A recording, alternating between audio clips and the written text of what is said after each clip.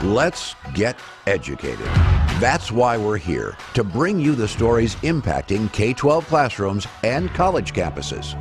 It's time for a little education.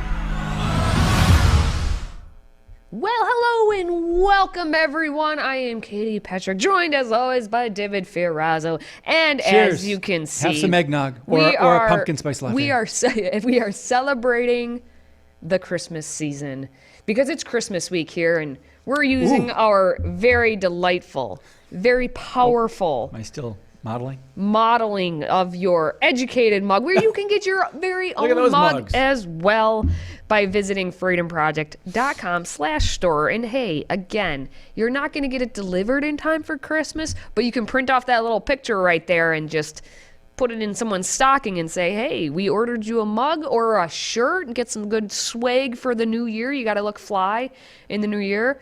I mean, David's pretty fly for a white guy, but at least high-tech jacket. This Christmas season, then you would lift the spirits of some of your relatives and your friends. So freedomproject.com/store, get your gear today. Now, we're going to start with a high school security guard and a basketball coach in Florida who is facing charges because he decided, you know what, I'm going to pay underage female students to send me nude pictures of themselves, and I've been doing it for years. So that's what we're talking about. David, what are we doing? This was creepy. This was really creepy, and I'm sure it's the only case of this kind of thing going on across the country. But it's grooming. So he's accused of soliciting nude photos from underage girls and then paying them up to $75 per picture. Now, there's a lot that we have to say about this, as you can imagine, but we're going to watch this video to help set it up. The Martin County Sheriff says a week ago they got an anonymous complaint that a school monitor, who was also an assistant athletics coach at Martin County High School, was soliciting nude photos of minors. One thing to understand, most of these pictures were going back and forth by way of Snapchat. An investigation was launched, and Alton Lee Edwards was taken into custody Friday morning. The sheriff says when Edwards was questioned by detectives, he was cooperative and allowed investigators to look at his phone. As a result of the detectives' due diligence, we have now found 7 young women who attend the school who admit that they sent the school monitor / part-time coach nude pictures at his request, after which he would pay them. Detectives are still trying to determine a time frame. Our suspicion is, and we do have some information, it's been going on for years, and that there were quite a few of the young children at the school that knew about it, but nobody ever brought it to the attention of the authorities. Katie? Why?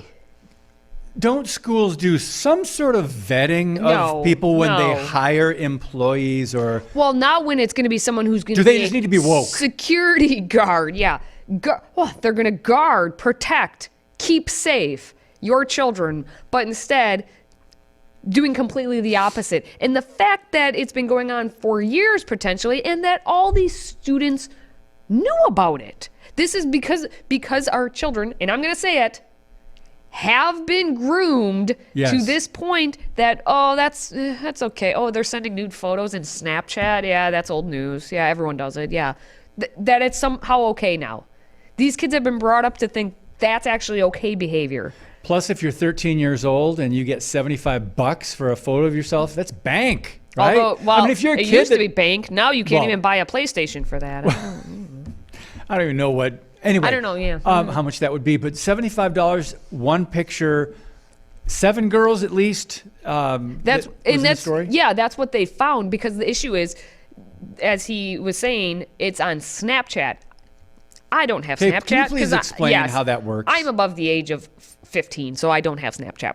So, but from what I understand of Snapchat is you send pictures or little videos or whatever to your friends, and poof, they're deleted if you don't quickly save them. So like I send something to you and you can watch it, but then it will delete itself after 30 seconds or a minute or whatever it is, unless you personally save it. But isn't it true that once something is on the internet, it's always there? Except on Snapchat. So it can't be tracked down? So how do they... You tell me. viewers who, How if did you they have find kids evidence? on Snapchat, if you're on Snapchat, How did they find evidence? That was the sheriff that talking. it was that some of them saved. Had been saved, like he had saved them and such. Okay. But just so everyone's aware, it was $5 to $75. So it wasn't. You said $75, which is on the high end, which makes you wonder what you had to do to get the $75. What kind of image versus the $5? Oh my goodness, that's a good point. The simple fact that he is supposed to be a high school security guard, and he was a basketball coach. He was part of the Hall monitor or athletics. something? He had access to all Minors. of the minors. Yeah. Being a security guard. And this, I want to call him a kid, not disrespectfully, but he doesn't look that old.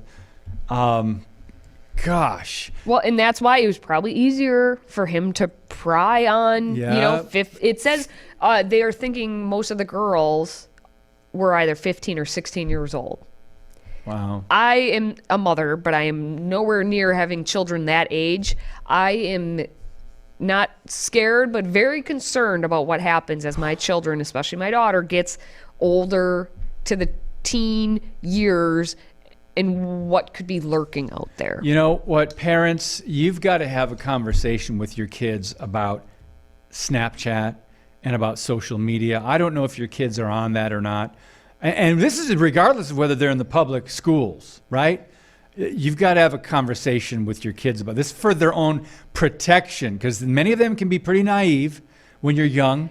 And if this guy seems to be likable, he's paying your daughter a lot of compliments, and one thing leads to another. After a while, he wears her down, and she drops her guard. And sure, I'll send you a picture tonight. And then that's where it starts, just one little thing. Yeah, and it could have just been a picture of her smiling, a selfie. It could have been. That would have been $5 And then it says, "Hey, photo. open up your shirt a little bit," and this is where it goes. Yeah, and this is again impressionable teenage girls who maybe are seeking attention. And they want to be liked. They want to be liked. They popular, want to be a part of it. So this is one of the tough parts of parenting, is to parent in this situation and really get your children to understand the dangers that are out there and be comfortable talking to you, not to others. Yes. So either way, still to come, we have a professor in California who is now under investigation for committing the grave sin of opposing transgender surgeries on children. The horror. That's next.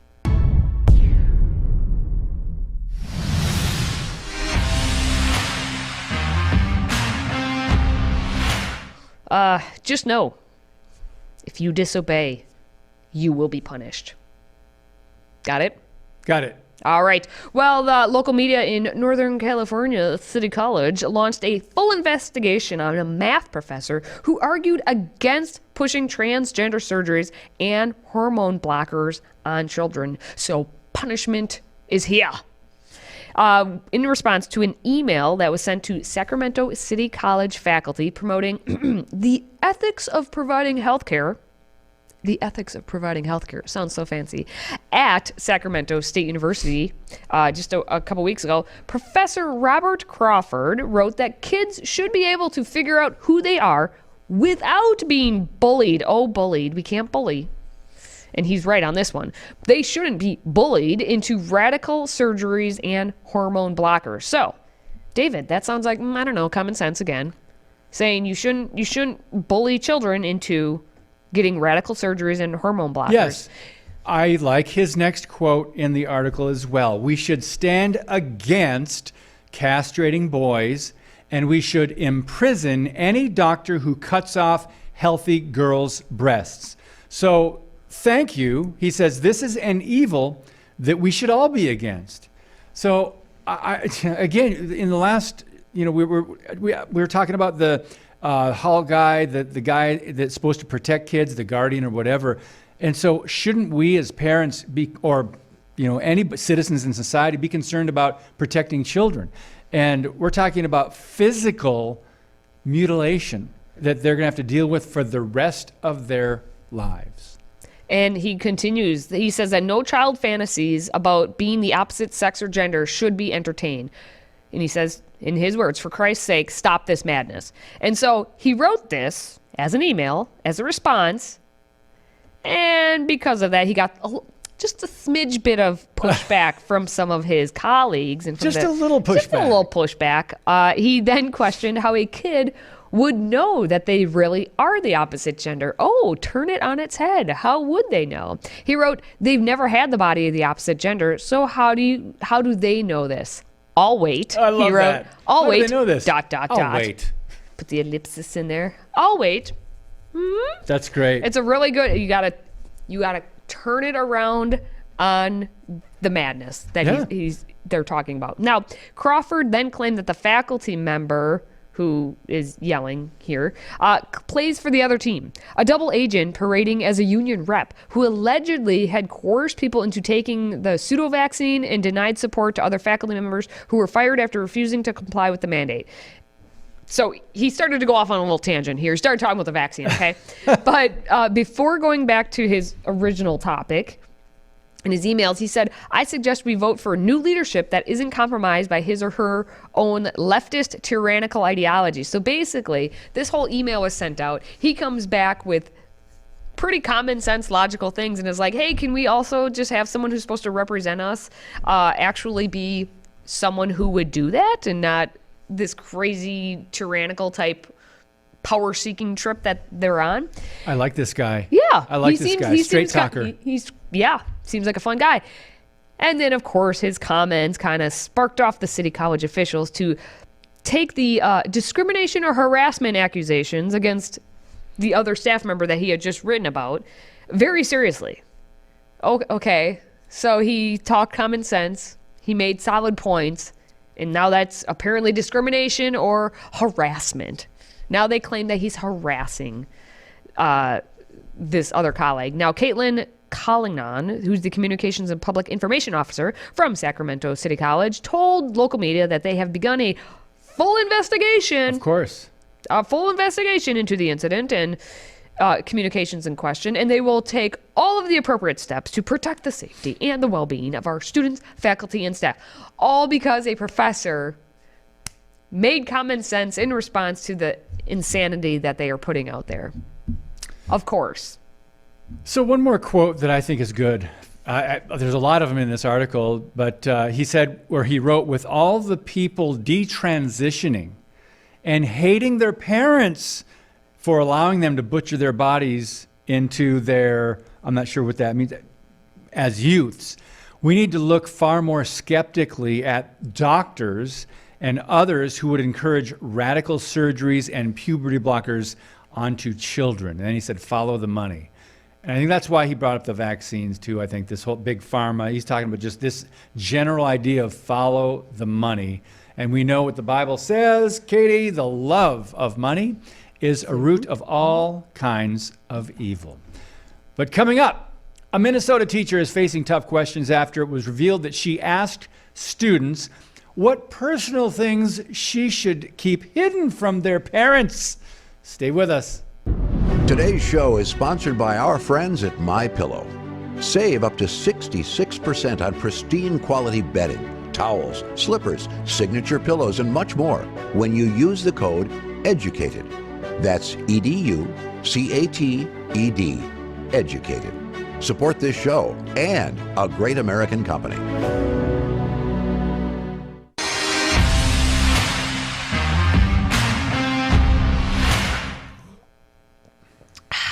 There's still time. There's still time, just a little bit of time. And you may not receive it in time for Christmas, but at least if you go to freedomproject.com/store right now, you can order your mugs for Educated. You can get your nice swag. You can get a t-shirt if you want, or hey, even a hoodie, especially for all of us who live in the cold climates. So make sure you go to freedomproject.com/store. Look at those mugs. Huh? Merry Christmas, Oh, by the way. these mugs. I like these mugs. This is true. This Yes. is true. Get yourself a mug. It'll be nice. Or get yourself that hooded sweatshirt, because if you live in Minnesota, like we're talking about in this next story, you might need one to stay warm all winter. By the way, great comeback, Vikings.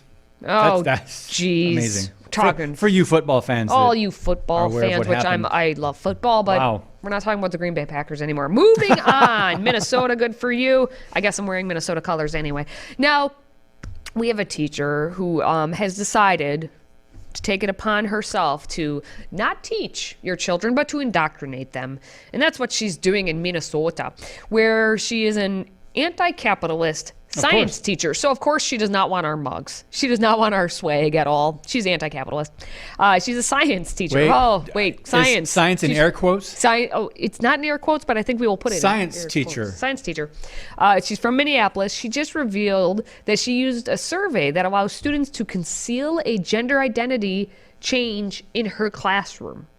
Now, as you saw, it is Highland Park Middle School teacher Mandy Jung. It's not Jung. You think it's Jung? We don't know. She probably has, it's probably Mandy something else, not with any of those letters. Anyway, Mandy shares curriculum materials on her website, and that includes a survey of students, which is provided at the beginning of the school year. Now, she said that these are all resources that I use or have used at the beginning of the school year. Please enjoy. Enjoy. On this survey, the questions asked about their preferred pronouns and names and whether those can be used when speaking directly with the student's parents. And some of these questions used, you can see it. What name should I use when speaking to your parents? Well, it should just be their name, right? Common sense? No. Next question. Is it okay to use the pronouns you selected above when we talk to your parents? Yes, no, maybe, let's talk, or other. What pronouns should we use when we talk about you? And you get to choose as many as you want. So tick all the boxes. I would like to go by she, her, hers, he, him, his, they, them, theirs. And then let's just throw a couple more in under the other section, David. Why not? Choose as many as you want. Just choose as many. Greedy. I'm greedy. I want them all. I want all the pronouns. They're like Pokemon cards. Got to catch them all. Now, is it okay to use the pronouns you selected above when we talk to other students or the class? Yes, no, maybe let's talk, or other. Okay. Just in those 4 questions, how are you as the teacher? I get that she likes doing this and wants to spend all her energy to figure this out. You have a class, let's say, of 20. Let's just say you have one class of 20 students. That's all you teach. Just to figure out that class of 20 would take how long if those students decide to be like, well, you can use this pronoun when you're talking to my mom and dad, but when I'm talking to my friends, it's a whole different thing. And I want to go by the 9 different pronouns that were listed down there. How can you figure that out? Why would you put so much effort into something that is so made up in your head anyway? That is so like two fantasy. Answers. 2 answers. 1, it's demonic. 2, it's not about education. Oh, okay, that's why. It's not about education anymore. See, I'm confused, I guess, on You that whole could thing. spend a whole class session talking about this garbage when it comes to pronouns. By the way, I think there are some adjectives that Katie and I would like to be described by. Ooh. So we're going to claim our identification yes. as certain adjectives, and we're going to make a list. No, I'm kidding. But in 2023, maybe we will. Maybe we will we come should. up with our own pronouns. well, if they can have their pronouns, I want my adjectives. If they have their pronouns, we get our adjectives too. Who needs cake? We got adjectives. We're set.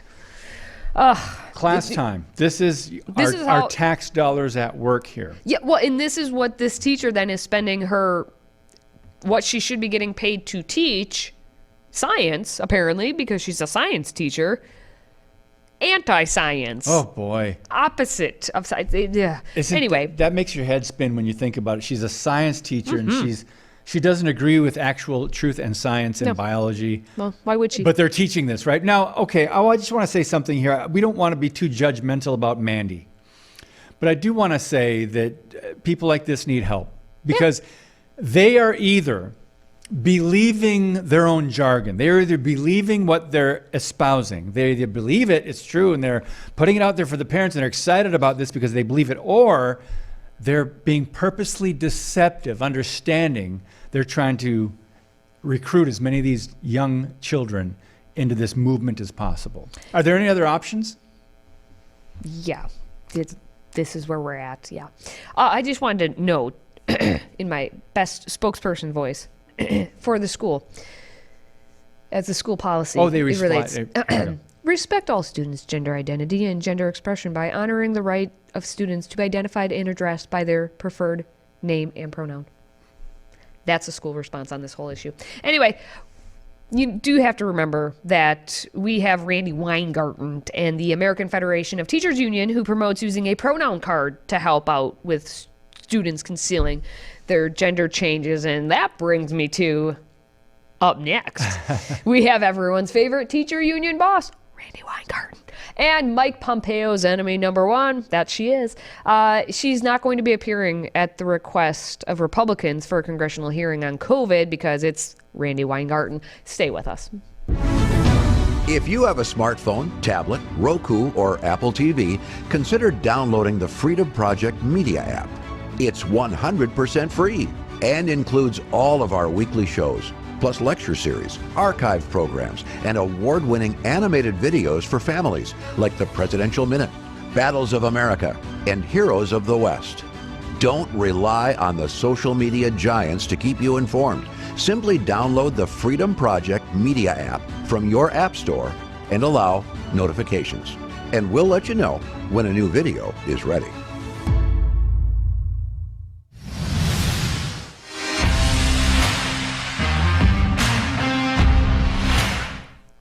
Well, one of the most dangerous people in the world, the teachers union president, rejects a request to appear at a congressional COVID hearing this week. There's the photo and the headline. Now, left-wing teachers union president Randy Weingarten will not appear, or did not appear, we're past tense now, at a congressional hearing last Wednesday, despite receiving a request to testify. Now, Politico indicated that Weingarten rejected the request to participate in the hearing.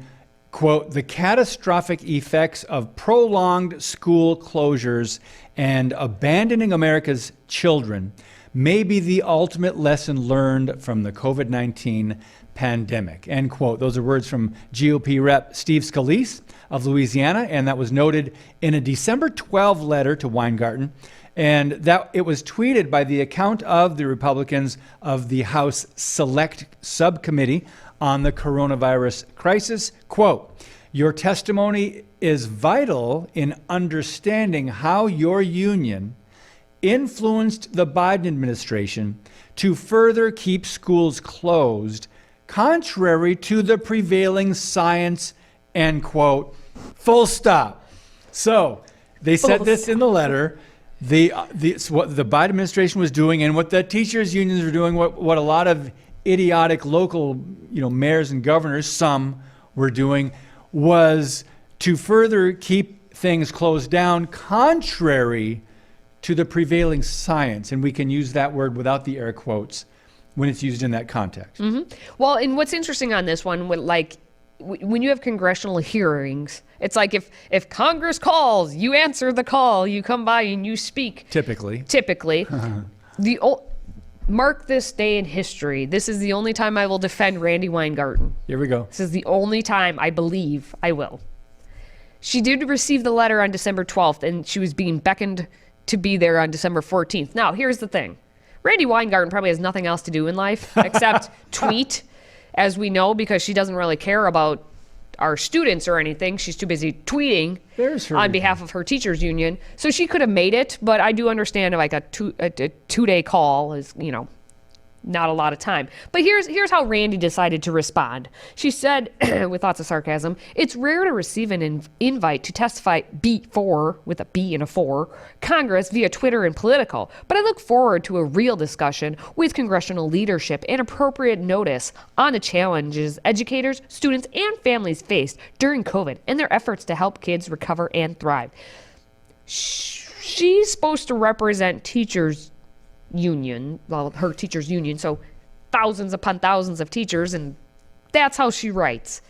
I just have to say it because it irks me. I don't care if Twitter only gives you so many characters. Write it in a thread. Use proper English. But hey, Randy's one of the people who probably said that grammar's racist anyway, so. Can we go back to her response and show that on the screen, please, just for a minute? And I just want to point out the Ukraine flag right next to the American flag.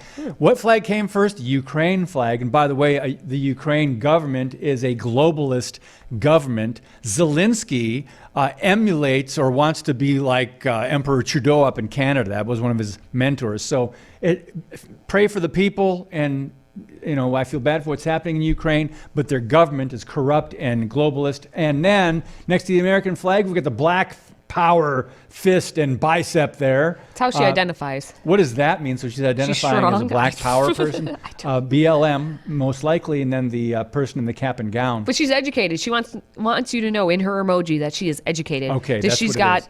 a little hat on. So she does not look forward to real discussions because no. It's all talking points. It's all liberal talking points. It comes from the left, and she's just towing the Marxist line when she's putting out whatever. So she doesn't. So that's the part of her statement I don't agree with. I look forward to real discussions and solutions. No.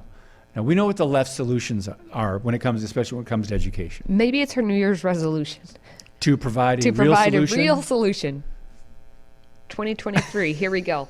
All right. Well, make sure you do hit that like button if you are watching us on social media. And please send us your feedback at stayeducated.org. But for now, for David and myself, thank you for watching. Thank Merry you for Christmas. listening. And thank you for supporting this show here on Christmas week. Until next time, stay educated.